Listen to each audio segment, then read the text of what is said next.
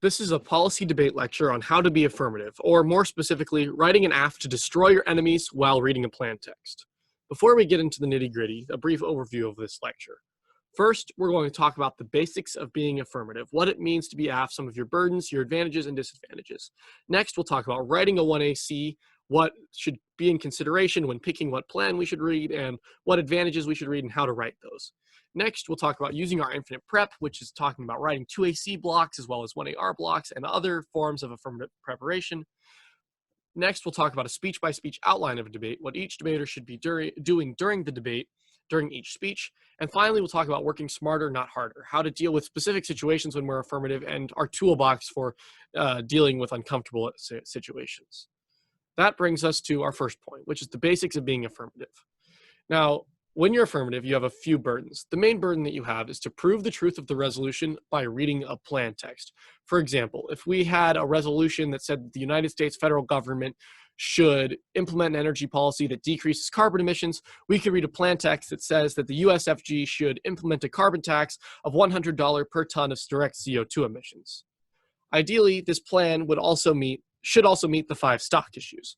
The first is topicality, that the plan fits within what the resolution asks us to do. If the affirmative does something like paint houses instead of implement an energy policy, then it wouldn't fit under topicality. The second stock issue is inherency, proving that the plan hasn't happened yet and that there's something preventing it in the status quo. This is kind of a logical thing that you need to prove, because if the plan has already happened, then what's the point in voting affirmative to make the plan happen again? The third stock issue is harms, or what's wrong with the status quo. In the example of a carbon tax affirmative, like outlined above, we would say that global warming would kill us all in the status quo, and that's the harms of the 1AC. The fourth stock issue is solvency, that the plan actually fixes those harms that you outlined. For example, we would say that a carbon tax would decrease emissions, which mitigates global warming enough to prevent the extinction that we talked about. If your plan can't solve the harms you outlined, then there's no point in voting for the plan. And the fifth stock issue that you have to meet is significance, that proves that the plan solves a substantial impact. For example, if you only reduced 0.001% of emissions from the United States with whatever plan you were talking about, then you probably don't solve a significant amount of global warming, and again, there's no reason to vote for the plan. The third burden that the affirmative has is they have to prove that the plan is better than any disadvantages and or alternatives provided by the negative team. They have to prove that it outweighs any disadvantages and that it solves better than any counterplans or critiques. Now, there are a few advantages we have when we're affirmative. The first is that the affirmative gets to pick the specific topic of the debate. Both teams know what resolution we're going to be debating going into the round, but the affirmative gets to decide what plan text to read under the resolution. For example, on the carbon emissions resolution that I was talking about, we could choose to read a carbon tax aff, a cap and trade aff, a clean energy portfolio aff, or any other number of plan texts. And so when we're affirmative, we get to pick which plan text we get to talk about, which means we're going to be more prepared. The second advantage to being aff is that the affirmative gets the last speech. The 2AR is the last speech of the debate, which means you know what the other team has gone for, and you get to pick your best offense to answer that, as well as you get the last reason why we should vote affirmative to change the status quo. Third, the aff has infinite prep time. Now, that's a little bit of a hyperbole, but it essentially means that because you know what plan text we're going to talk about, you could spend as much time as possible, as much time as you want, just researching that specific plan text, which means you'll always be more prepared to talk about it than the negative. Finally, the affirmative gets 8 minutes of offense to begin the debate. You get the first speech, which is the 1AC. And in the 1AC, you just get to read 8 minutes of why voting for the aff is a good idea, whereas the negative doesn't get that much time because they also have to answer the affirmative and prove why it doesn't solve in the 1NC, which is a big advantage to being affirmative because you'll always have your aff to leverage. There are, of course, also drawbacks to being affirmative because this is a fair activity where the affirmative and negative each have advantages. The first is that the affirmative must prepare against more arguments.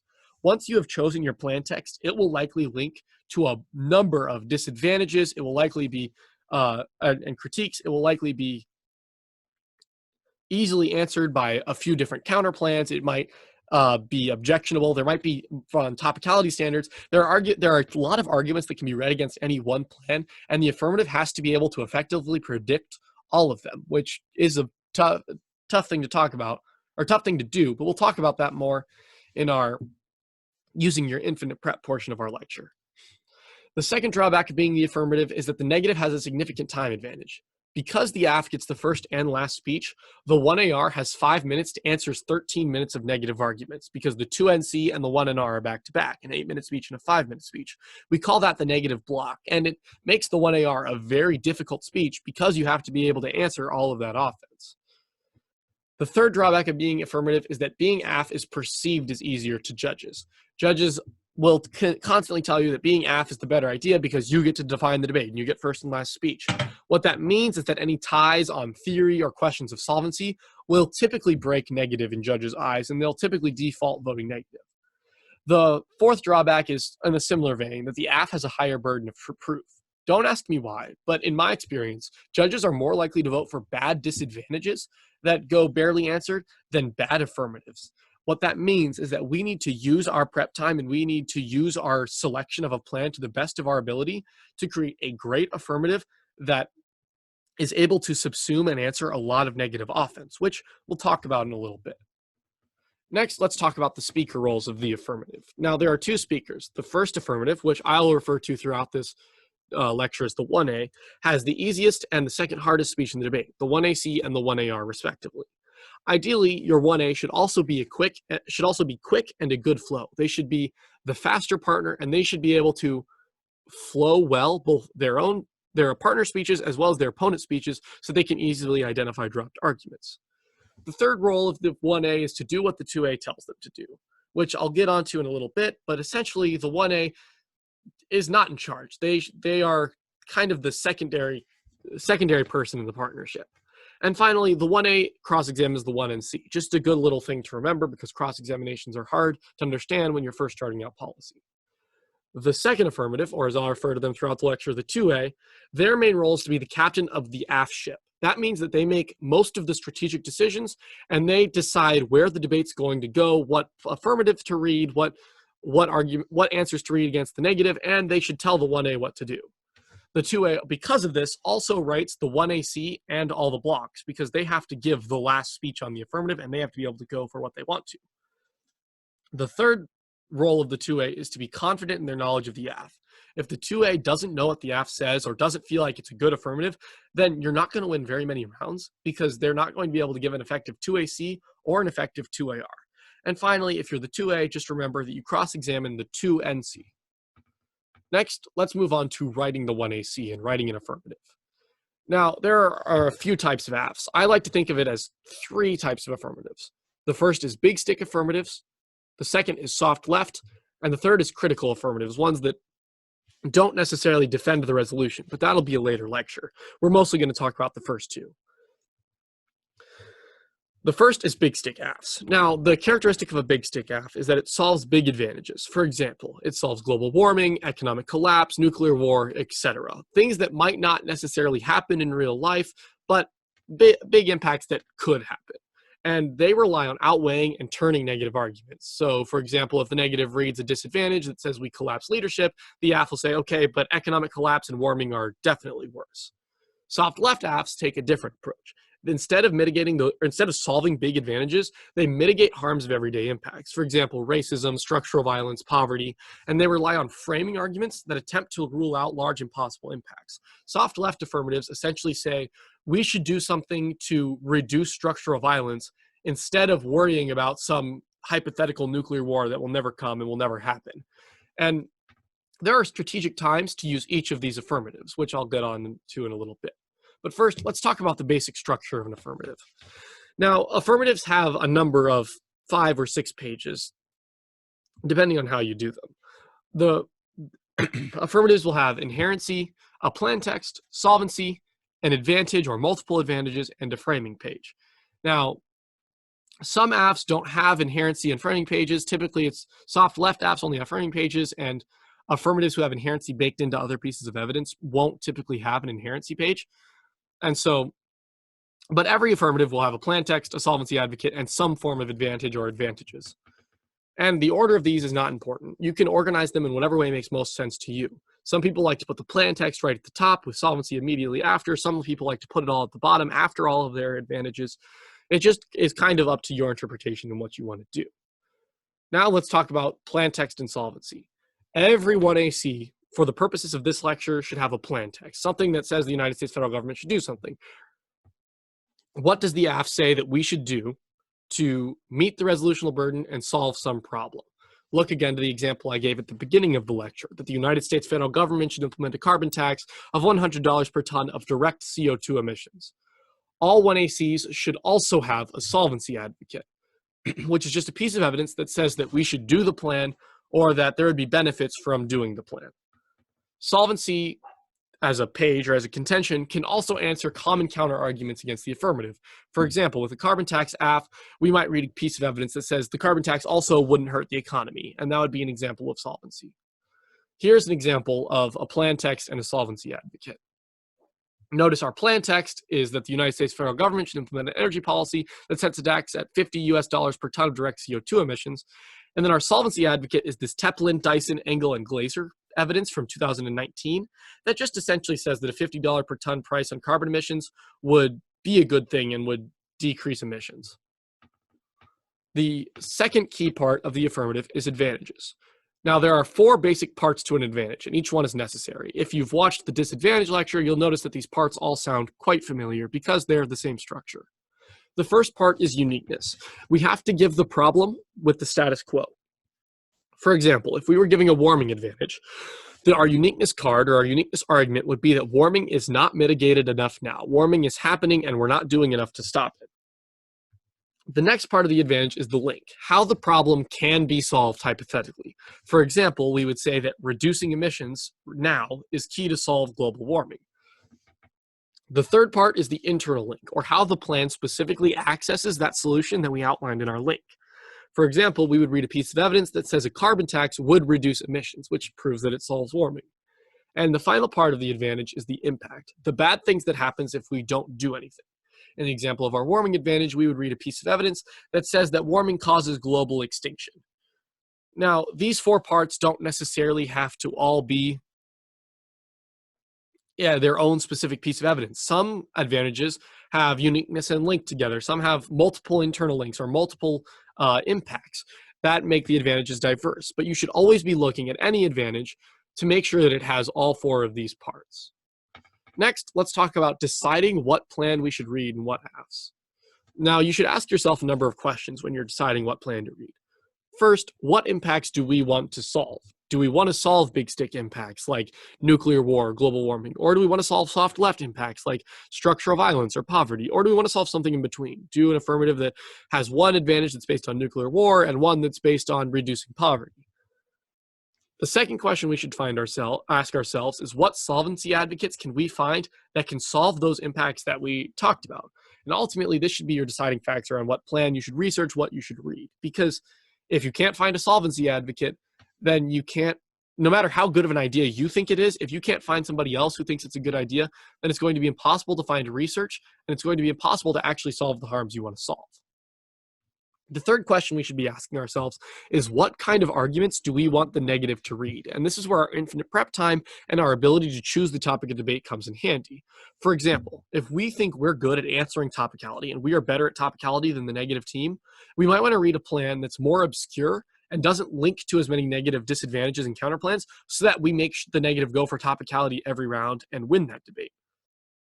Conversely, if you think you're more comfortable debating counterplans and disadvantages, then you might want to read an affirmative that is definitely topical, right in the middle of the topic, and just outweigh and beat back disadvantages and counterplans. In that way, we can be strategic in deciding what we want the negative to read to shift the terms of the debate in our favor. Now, once you've decided what plan you want to read or what you want to research, you should actually research the affirmative. So first, you should find your solvency advocate and you should write a preliminary plan text. And once you have that, you should research every aspect of that plan in one big Word document. The first way that you should do this, and the first way I like to do this, is once you find a solvency advocate, you should look for other articles that cite that advocate. For example, if you find a journal that says a carbon tax would be a good idea at $50 per ton, that we should definitely do that, you should go to Google Scholar and see what other articles necessarily cite that and talk about that more and cut evidence from those articles too. You should cut everything that applies to your 1AC to put it into back files at the very least, whether it's positive or negative, because anything that's negative against your 1AC, you want to have when you're making your case negative for other people who read that affirmative, as well as to see what you need to have answers to. Next, you should figure out the best arguments against the affirmative and cut 2AC answers to those arguments. For example, if you find a piece of evidence that says a carbon tax would hurt the economy and you cut that to put in your negative, you should find a specific piece of evidence that says that carbon tax wouldn't hurt the economy. Your next step is to put the aff together. In a totally new document, you should copy and paste your plan text, solvency, and every aspect of the advantages that you have cut.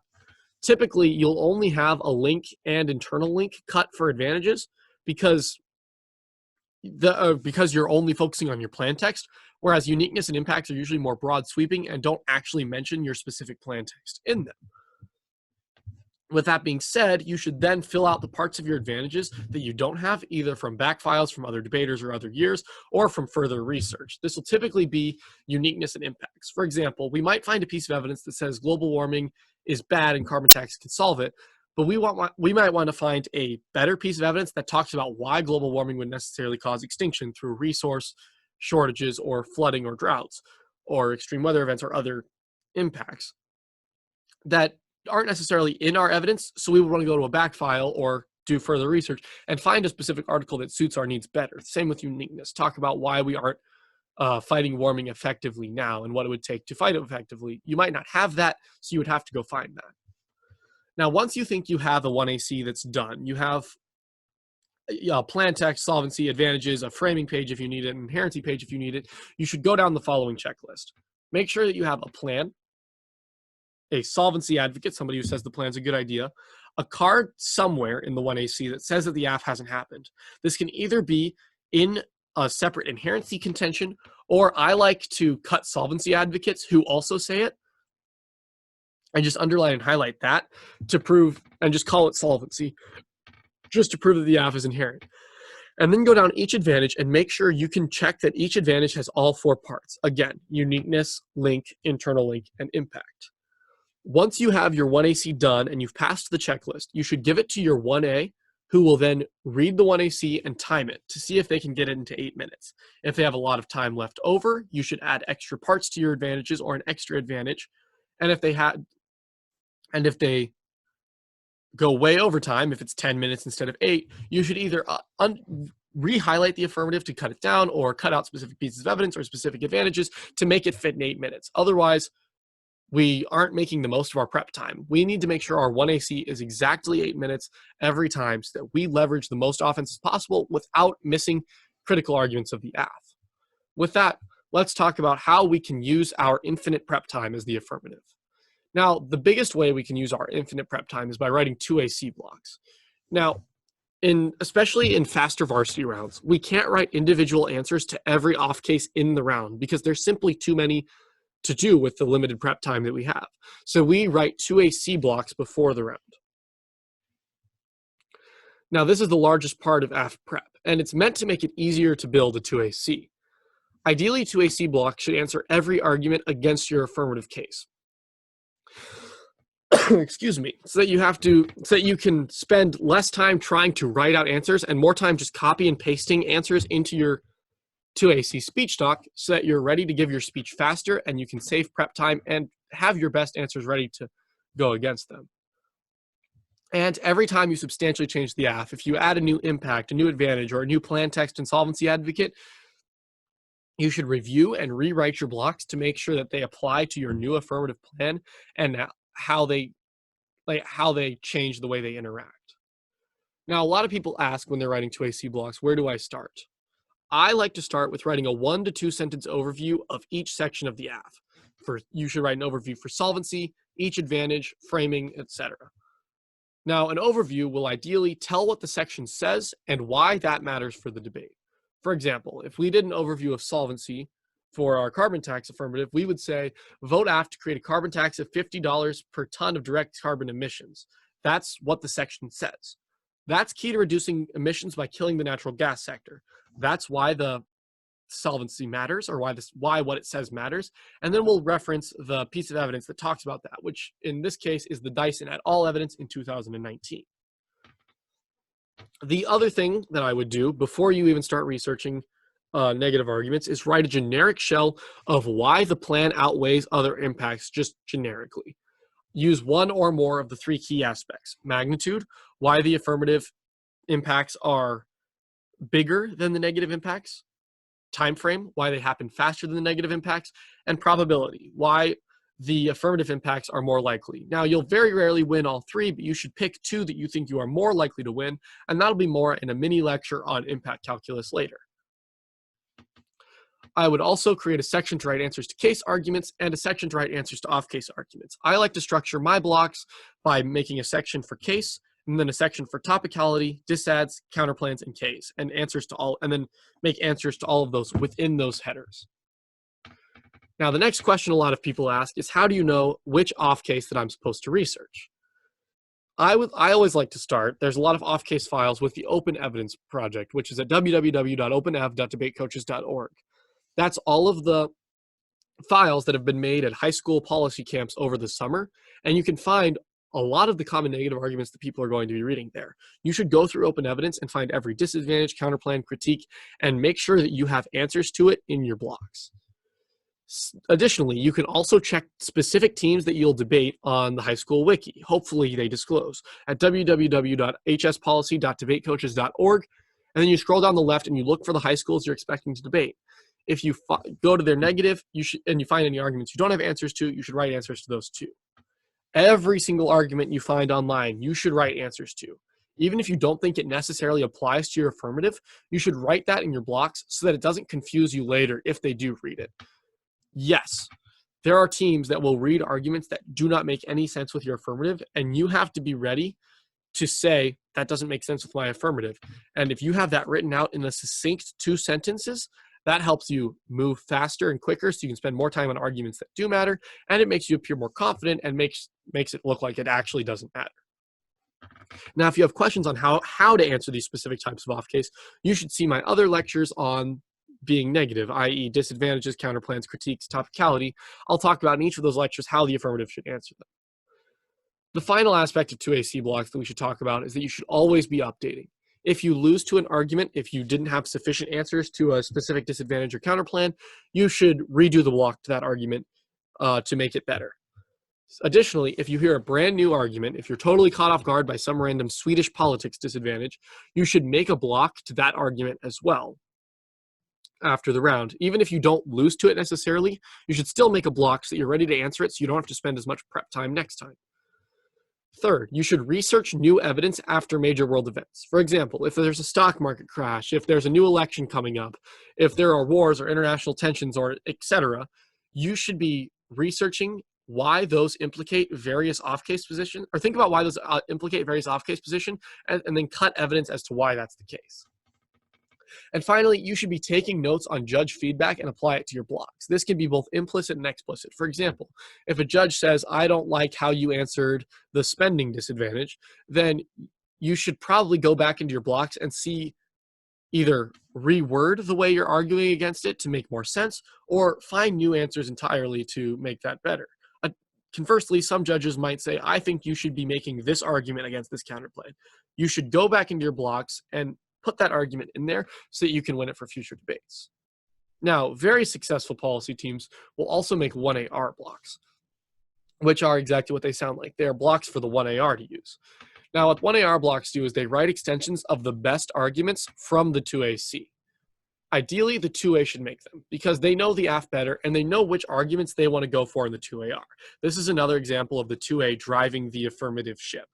If the 2A only likes 3 or 4 of the arguments that they made on a disadvantage in the 2AC, they should make sure that those 3 or 4 arguments have extensions written out for the 1AR to go for so that the 1AR doesn't go for the arguments we don't necessarily like.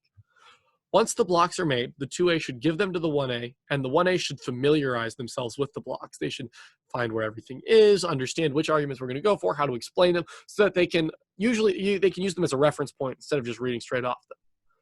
And very, very important is that 1AR blocks should only include arguments that are actually in the 2AC blocks, which is another reason why the 2A should make them. Don't make a whole bunch of new arguments that you think are good, because if they weren't in the 2AC, the judge won't evaluate them anyway, and so they shouldn't be in your blocks.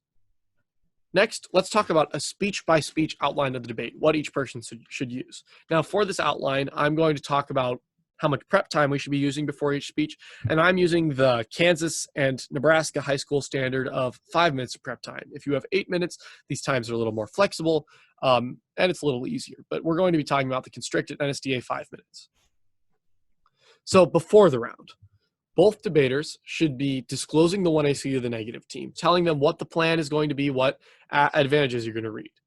Conversely, you should also be asking the negative team what they've gone for in their previous 2 NRs, so you know what arguments to expect in the debate.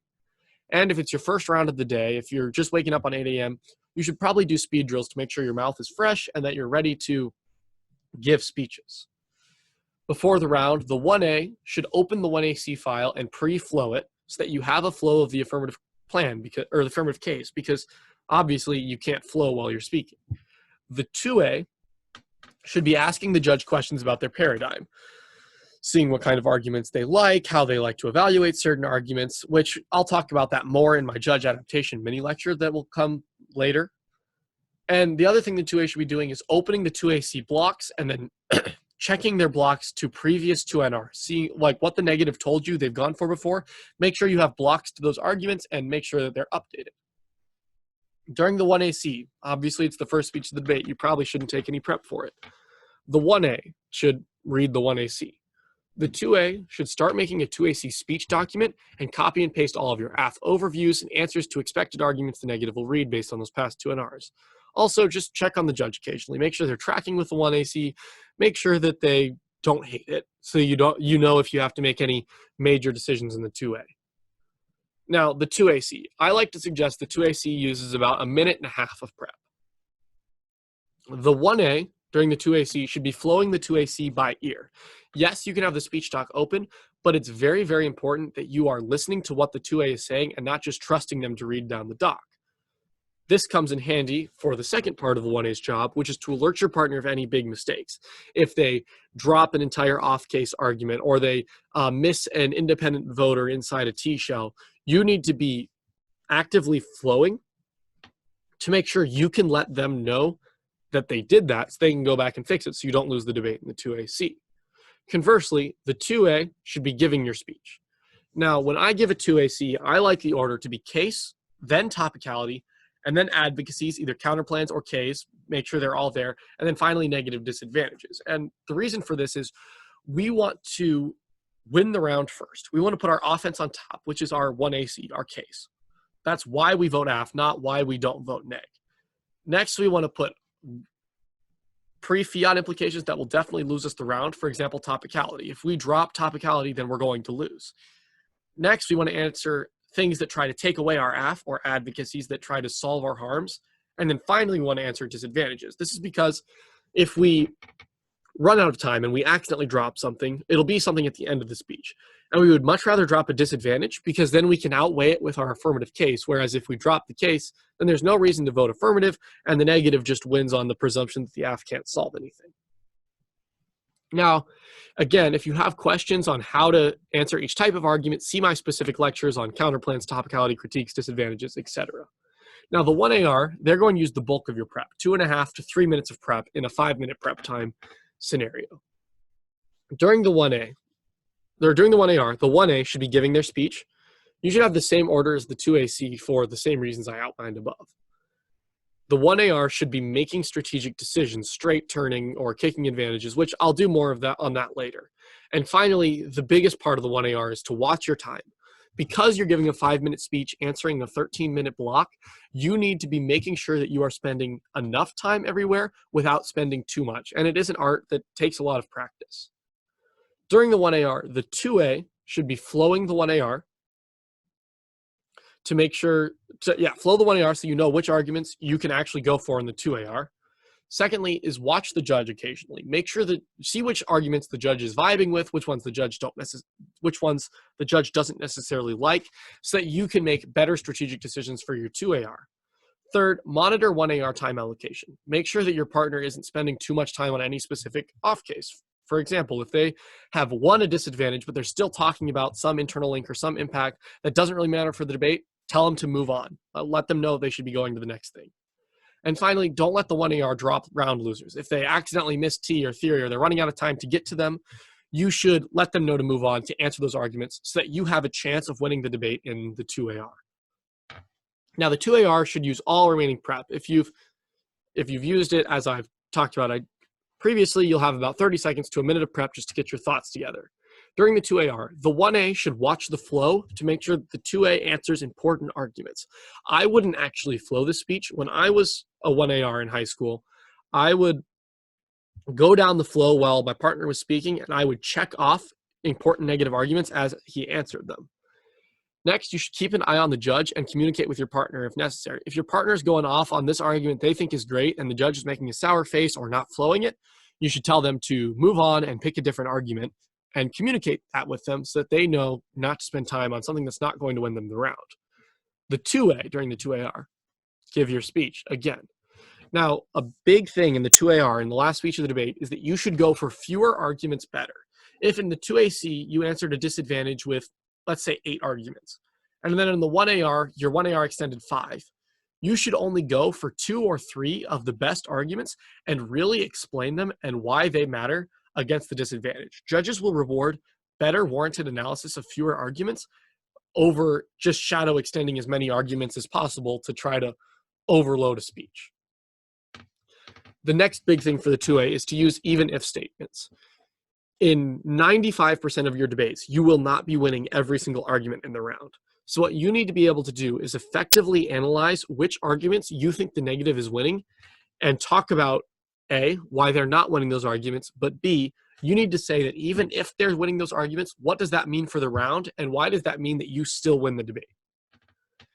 And finally, the 2AR should leave 30 seconds at the bottom of their speech for impact analysis. Talk about why your impacts necessarily outweigh and turn the negative impacts, and why, if everything else fails, why the judge should still default voting affirmative. That brings us to the last part of this lecture, which is how to work smarter, not harder, or how to deal with difficult situations as the affirmative. Now, there are a few tricky situations. Sometimes we're caught by surprise. Either one, teams are faster than us, there are arguments we've never heard before, or we mess up the 2ACU or 1AR by dropping arguments or making the wrong arguments. The big thing, no matter what situation you're dealing with, is to always keep your cool and be confident. Judges tend to default to the more confident team gut check wise before looking down their flows. And so the more confident you can appear when these situations are happening, the more likely it is you come out with a win. But there are also a few tools we have as the affirmative to mitigate against these tricky situations. The first is straight turns, reading only offense on a specific piece of paper. For example, if the negative reads a disadvantage, only reading a link turn or only reading an impact turn instead of reading defense as well. The second is we have generic impact defense in the form of a big file that has answers to every impact. We have the ability to kick advantages to, if we have 2 advantages, a warming and an econ advantage, and they say, if they read a whole bunch of offense on warming, we can kick out of the warming advantage and just go for the economy collapse is bad. And finally, we have theory. We can say that something they did was cheating and bad for debate. So the first situation is dealing with fast teams. There are essentially 2 scenarios for this. Either teams will have a very, very fast 1N and they will overwhelm us before the 2AC. If that's the case, we should shorten our blocks. We should only read the answers that are essential to win the debate. Think back to when I talked about if we have 8 answers to a disadvantage in our 2AC, but we know we really only want to go for 2 or 3, and we know what the best 2 or 3 are, we should only be reading those 2 or 3 in these rounds so we don't get bogged down reading a whole bunch of answers we're not going to go for anyway. Another tool we have is to straight turn one of the throwaway disadvantages. For example, a spending disadvantage. These disadvantages are terrible. And if they say that the AF spends more money and that collapses the economy and economic collapse is bad, they're typically reading that just to kick out of it in the block to waste your time. If we think that's the case, we can just straight turn it by reading a link turn or an impact turn. That says something to the extent of, well, actually, no, increased spending is good for the economy. And then we don't read anything else and we force them to go for that disadvantage that is fundamentally wrong. The third tool we have is we can kick AF advantages. This becomes very helpful when paired with one of those straight turns. If we straight turn a disadvantage and we kick one of the advantages so that we're only going for one advantage in the straight turn, that allows us to prioritize time better. And finally, we can read conditionality theory. Say that the negative should only be allowed to read so many counterplans and critiques, which will be more in my theory mini lecture. Now, if they overwhelm us before the 1AR, which is more typically the case, where they extend too many off case into the block for us to be able to answer effectively, the biggest thing you should do is look down your flow for dropped arguments from the 2AC. Typically, negative teams that do this, that extend 5 or 6 off case into the block, are not very good at answering every single argument the 2AC made. If you find a dropped argument, extend it and think about why that argument means the rest of the disadvantage or counterplan or critique doesn't function. If you can effectively extend it, explain that part, and then explain that it's dropped and move on, that saves a lot of time in that you don't have to make all the other arguments you were going to make because you've already won the page with the dropped argument. Additionally, some teams might read new impacts in the 2NC or the 1NR. For example, for a spending disad, they might have read an econ impact in the 1NC, but then in the 1NR, they also read an impact about hegemony and global competitiveness and military power. What we can do in the 1AR, if all else fails, is we can say, well, military superiority and competitiveness is actually bad, which means that the disadvantage is an advantage for the AF. The third strategy for the 1AR is to make less arguments on each page. The 2 or 3 arguments that the 2AR wants to go for on each disadvantage, you should only extend those 2 or 3 arguments and not worry about the other throwaways. Again, you can also kick AF advantages by conceding defense from the negative. And finally, you can extend condo theory, which again, I'll talk about in my theory mini lecture. The second uncomfortable situation is dealing with unfamiliar arguments. So the first thing we should do with this, and this is for the 1A, is in cross-examination of the 1NC, you should ask questions to figure out what the argument is and actually read in your evidence along with them to see if it says what they think it says. Because if our 2A has done their job right and they have researched every mainstream off-case position, if we aren't expecting the off-case position, it's probably not a very good one. It probably has bad internal links or not a real impact. Next, we can leverage generic impact defense against the impact. We'll have a file that has answers to every generic impact. And so even if we don't understand the internal link chain or we don't have answers to the internal link chain, if it's an econ decline impact, we can still read impact defense for economic decline. We can also make arguments about why the AF outweighs or why the AF turns the arguments. The big thing is you cannot panic. Don't panic against these new familiar arguments. Just answer them like you do every other argument. Remember your structures for answering each type, which we'll talk about in later lectures, and do as many of those structures as possible. And if all else fails, consider impact turning the argument, because those generic impact defense files might also have impact offense, read DDev, or hedge bad, which again, impact turns will be a separate lecture. The third uncomfortable situation is when we make personal mistakes. The 1A or the 1AR or the 2AC drops an argument and we don't know what to do with it. So the first thing we can do is lie confidently. Make the necessary arguments to answer the dropped argument and assert that they were in the last speech. If you do it confidently enough, some judges, a lot of judges, will give you the benefit of the doubt and think that they messed up flowing. Next, you can make AF outweighs arguments, because ideally we still will have extended our case and we can talk about why our case is more important than whatever argument we dropped. Third, analyze other flows for answers and that apply to this disadvantage or this off case and use them. Cross-apply impact defense from a different flow. Cross-apply internal link analysis. And if all else fails, go for theory. Because it's before whatever personal mistake we made, hopefully. We can talk about why them reading this kind of counterplan predates any question of fiat or any implications of actual plan passage, which allows us to have a leg up which allows us to kind of subvert that in the debate. And that's kind of the basics of being affirmative.